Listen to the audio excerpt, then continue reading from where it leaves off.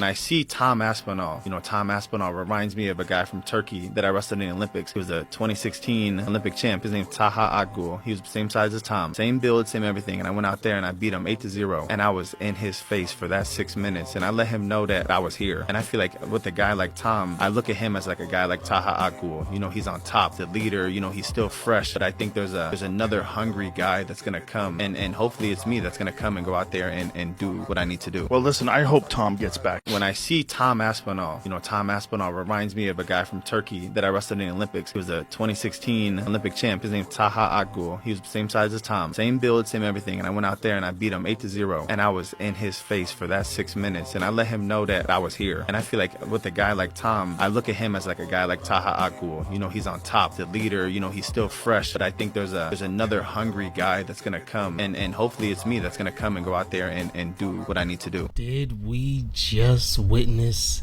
the UFC's next superstar? Welcome everybody, this is another episode of the MMA and I think we might have just witnessed the birth of the UFC's next heavyweight superstar. So a few months ago I made a video titled Gable Steveson is the next UFC superstar. And a lot of people thought I was getting ahead of myself, but after watching UFC 329, that prediction is looking really good. Because Gable Steveson didn't just win in his UFC debut. He absolutely destroyed his opponent in under half a round. Now, let's not overlook how impressive this really is. So, making your UFC debut is hard enough.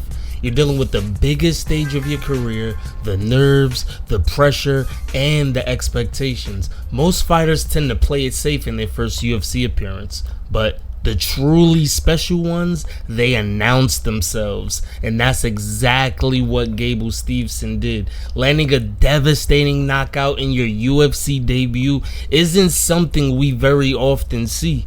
Those kind of performances are usually reserved for the fighters who go on to become champions or future stars. And at 26 years old, an Olympic gold medalist, one of the greatest wrestlers we have ever seen, and now he's showing legitimate knockout power, Gable Steveson is scary. Then you add another piece to this story, Jon Jones. We've all seen Jon spending time helping Gable prepare for his fights, and the rumors are coming out of camp that Jon Jones might be just as good as a coach as he is a fighter. Now, just think about that for a second. You've arguably got one of the greatest mixed martial artists of all time helping one of the greatest wrestling prospects to ever enter the UFC. That is a scary duo. If Gable continues to absorb Jon's fight IQ while combining it with his own athleticism and wrestling pedigree, the heavyweight division better be paying attention. Now, here is where things start getting interesting. So, after UFC 329, a lot of fans and even the media started talking about matching Gable up with UFC heavyweight star Josh Hockett. And personally, I would actually go in a different direction. I wouldn't necessarily want to fast track Gable Steveson. Normally, I'd say let's give him some time, give him time to develop, build his confidence. He's only 4 fights into his MMA career. But let's be honest, the heavyweight division in 2026 needs new stars. Not only the heavyweight division needs new stars, we have seen multiple of the UFC's top stars, the top pound for pound fighters, all take losses this year, and the face of the UFC could be wide open, especially depending on what happens with this upcoming Islam Makhachev fight. The face of the UFC is wide open for grabs, and Gable Steveson is in a great position to take it over. But it's for that very reason that I do believe Gable will end up being fast-tracked. It might not be one fight, it might not be two, but we won't see Gable fighting guys ranked under number 15 for years. You know, they're gonna put Gable on the fast track. They're gonna see what he got, and he might be in there mixing it up for the title by 2027, 2028 at the latest. Who knows? Now, if it were up to me, I would love to see him fight somebody like Ryan Spann, who's currently ranked number 15 at heavyweight.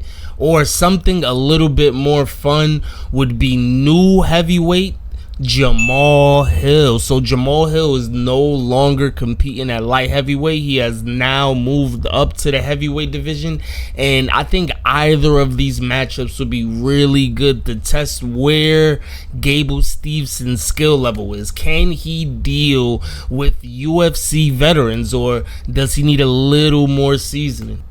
Now, I'd love to hear from you guys. Who should Gable Steveson fight next? Would you book Josh Hockett, Ryan Spann, Jamahal Hill, or would it be somebody completely different?